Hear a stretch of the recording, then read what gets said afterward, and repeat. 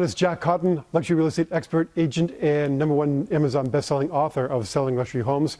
Standing outside my beautiful, luxurious, but not overly ostentatious Cape Cod office, talking about the best ways to handle sales resistance, otherwise known as objections.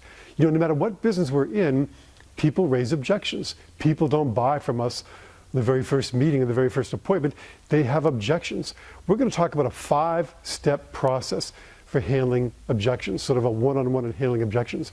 Now, objections can be around anything. They could be around our price. They could be around the length of our contract. They could be around the size or type of our product. They could be about anything. Objections come up in any kind of business we happen to be in.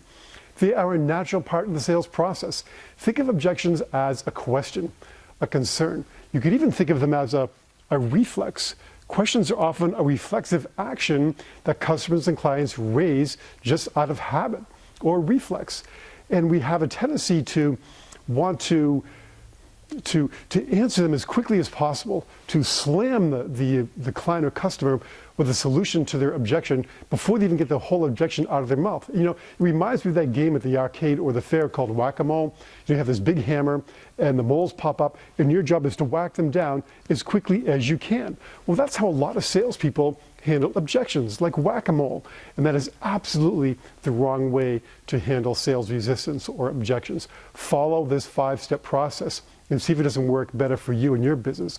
Step number 1 is to pause. When someone raises an objection or a question about your product or service, pause.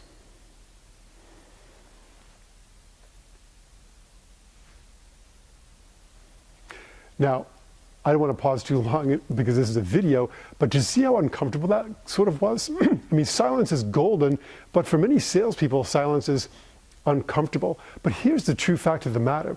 If you pause, if you create that area of silence after an objection, 80% of the time, the client or customer is going to answer the objection themselves because they feel awkward in the silence. So if you just nod and smile and wait, 80% of the time, you can skip the next 4 steps because the client is going to answer the objection for you. Now, if the objection still stands, we go on to step number 2, which is to repeat and acknowledge. Repeat and acknowledge the objection. You know, Stephen Covey said it the best. We want to seek first to understand before we can be understood. And so when we repeat and acknowledge the objection, we're letting the client or customer know that we have heard them and we acknowledge their right to have the objection. We understand them. And that's really important because that gives you the credibility to solve their problem, to solve the objection, to answer the objection further on in the process. But that's not even step 3. Step 3 is to isolate the objection, because if you solve the objection before you isolate it, they're going to keep coming up with more objections. The first one may be about price, the next one may be about the length of your contract, the next one may be about the size of your offering or of your product. So the important thing is to isolate the objection. So, Mr. Client, other than the price, do you find everything else I've talked about here today to be agreeable with you? We just have to work on the price. Or other than the price and the length of the contract, you can isolate to 2 or 3 items, but you want to make sure that you're dealing with a finite list of things you're going to be dealing with, or else you'll solve one, they'll bring up another one. You solve that one, they'll bring up a next one. We see that in real estate all the time. So it's incredibly important to isolate the objection before you can handle it. And step number 4 is to offer a solution.